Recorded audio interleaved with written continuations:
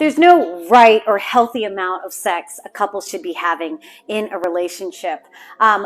What matters is what that match is. And too many times when one person is thinking that it's not enough, they're not having enough sex for me, and they feel that they need to ask all the time, there's an imbalance there.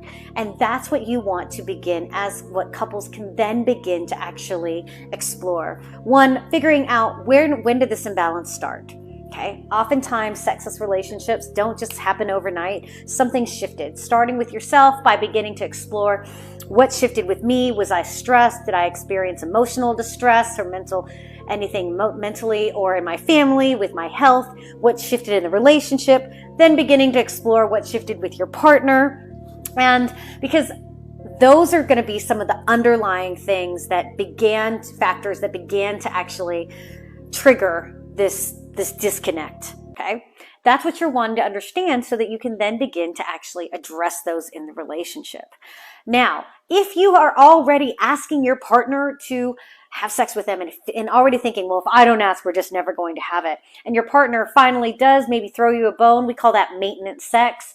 Again, there's some pros and cons to this, but I perceive that there's more cons to it, because again, when someone gets used to just throwing you a bone, that actually is increasing their aversion, making them learn a little bit more. Yep, yeah, I don't want to do this. I don't want to do this, because it's not aligned for them. Okay. So beginning to explore what shifted, what became misaligned, and beginning to figure out, okay, how can we nurture our individual needs and the relationship needs to support each other, so we are actually walking this path together. Hope that helps.